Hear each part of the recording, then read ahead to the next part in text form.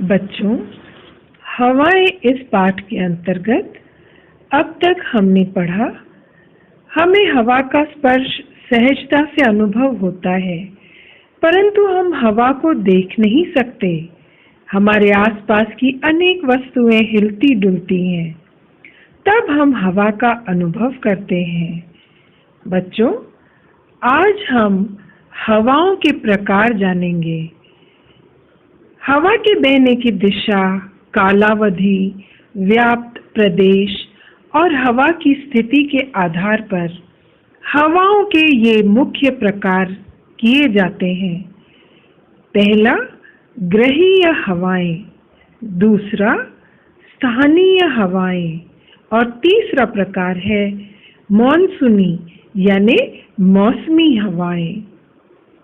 हवाएं जिस दिशा से बहती हुई आती हैं, उस दिशा के नाम से वे जानी जाती है, जैसे पूर्वीय हवाएं, पश्चिमी हवाएं आदि। आज हम ग्रहीय हवाओं के विषय में जानेंगे।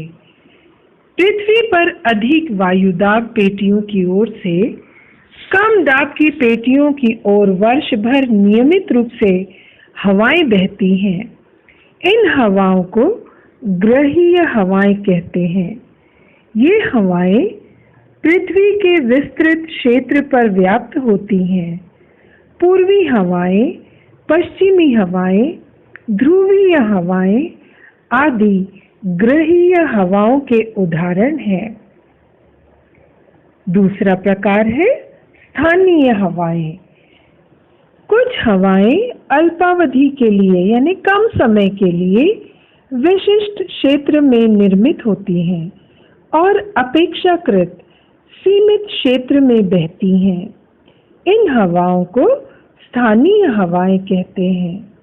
ये हवाएं जिस प्रदेश में बहती हैं, उस प्रदेश के मौसम पर इसका प्रभाव पड़ता है।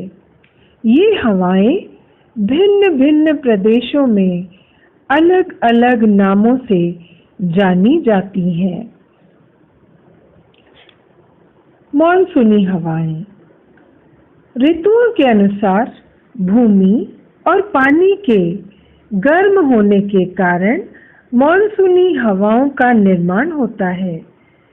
दक्षिण पूर्व एशिया, पूर्वी अफ्रीका तथा उत्तरी ऑस्ट्रेलिया, इन प्रदेशों पर मानसूनी हवाओं का विशेष प्रभाव दिखाई देता है।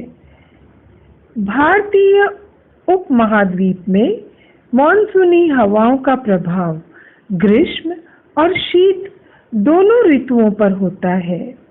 इन हवाओं के प्रभाव के कारण भारतीय उपमहाद्वीप में ग्रीष्मकाल और शीतकाल के अतिरिक्त वर्षा का और मानसून की वापसी का काल ये ऋतुएं भी होती हैं।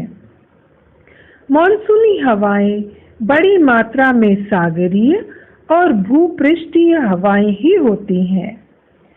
सितंबर से दिसंबर तक विषुवत रेखा के पास कम वायुदाब का क्षेत्र निर्मित होने से हवाएं भारतीय उपमहाद्वीप की ओर से विषुवत रेखा की ओर बहने लगती हैं।